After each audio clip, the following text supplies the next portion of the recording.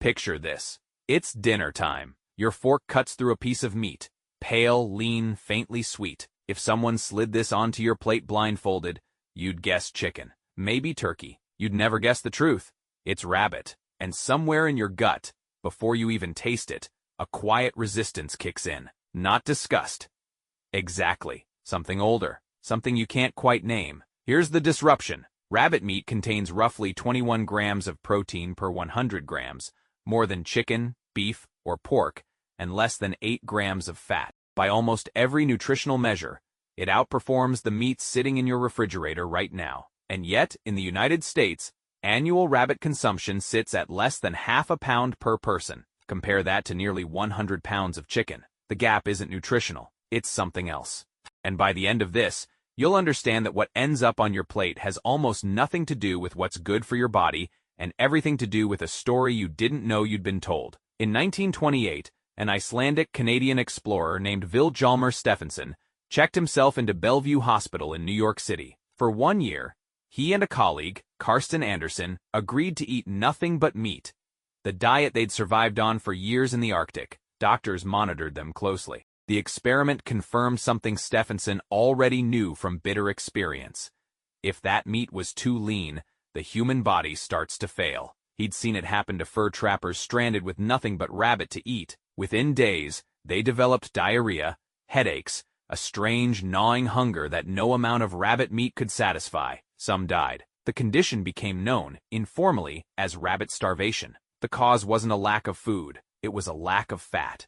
The human liver can only process so much protein, somewhere around 35% of total calories, before it becomes toxic. Rabbit meat is so lean that eating it exclusively pushes the body past that ceiling. You can starve to death with a full stomach. So the very quality that makes rabbit healthy on a nutrition label is the same quality that made it dangerous to the people who once depended on it most. But that's not why rabbit disappeared from American plates. That mystery starts somewhere stranger, in a government propaganda campaign and a cartoon. In 1943, the United States government faced a problem. Meat rationing was in full effect. Beef and pork were needed for soldiers overseas, and the War Food Administration needed Americans to eat something else at home. Rabbit was the obvious answer. It was cheap. It bred fast.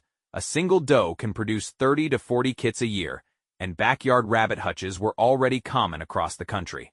The government printed pamphlets. Domestic rabbit raising became a patriotic duty. By 1944, an estimated 600,000 to 800,000 Americans were raising rabbits at home, and rabbit meat production had climbed into the tens of millions of pounds annually. Then, in 1940, 3 years before the campaign even peaked, Warner Bros. Released a cartoon short called A Wild Hare. It introduced a wisecracking carrot-chewing character voiced by Mel Blanc. His name was Bugs Bunny. Within a decade, Bugs wasn't just a cartoon rabbit. He was one of the most recognizable characters in American media, appearing in over 160 shorts between 1940 and 1964. And somewhere in that overlap, something happened that no government pamphlet could undo. Children who grew up watching Bugs Bunny outlast the war grew into adults who couldn't separate rabbit from character. A 2019 survey conducted by the pet advocacy group House Rabbit Society found that the majority of Americans who declined to eat rabbit cited an emotional, not nutritional, reason.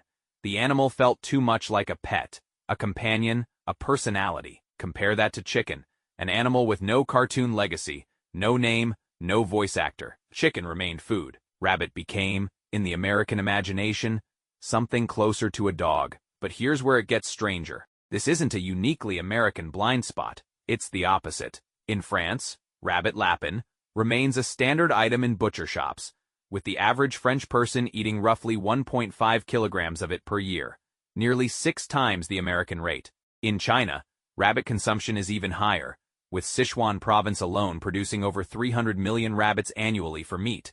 Many served in the iconic dish tu, or spicy rabbit head, a Chengdu street food since at least the 1980s. Italy, Spain, Malta, all maintain steady rabbit consumption woven into regional cuisine for centuries. Naming is not a small thing. In 2011, a study published in the journal Appetite by psychologist Brock Bastian found that people who were shown an animal referred to with individual, pet-like framing, as opposed to livestock framing, reported significantly less willingness to eat meat from that species, even when the meat itself was biologically identical. The mind doesn't taste protein content, it tastes a story. Consider the cow. Roughly 29 million cattle are slaughtered for beef in the United States every year. Cows are intelligent, capable of recognizing individual human faces, forming social bonds that can last years. Pigs, which supply the country's bacon and pork chops, outperform dogs in some cognitive tests, including object permanence and simple problem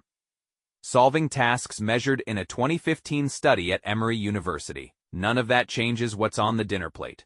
Pig has no cartoon. The cow has no voice actor. They were never given a name, so they remained food. The rabbit was unlucky in a very specific way. It hit the exact intersection of two forces at the exact same time: a government campaign trying to turn it into dinner, and an entertainment industry accidentally turning it into a character.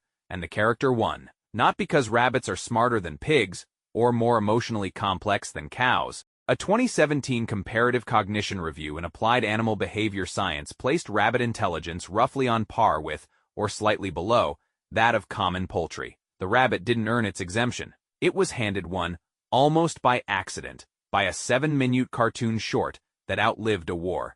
Except there's one more layer. Rabbit is quietly creeping back. Whole Foods began stocking rabbit meat in select US locations starting around 2011. High-end restaurants in cities like New York and Los Angeles now list lapin on menus, deliberately using the French term, not rabbit, to strip away the cartoon association before the dish even reaches the table. The meat hasn't changed, the name has, and that alone is sometimes enough to move it from pet back to plate. So the next time you sit down to eat, consider what's actually on your fork and what isn't. It was never really about protein or fat or which animal is objectively better for your body. It was about which animals got a story, and which ones didn't.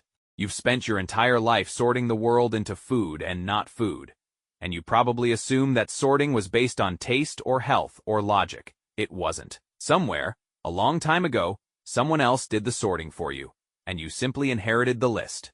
So the question isn't really, why don't we eat rabbit? Why did one country, in one specific decade, quietly opt out of something the rest of the world never stopped doing? And the answer isn't about the animal at all. I quote, "S about what a nation chooses to name."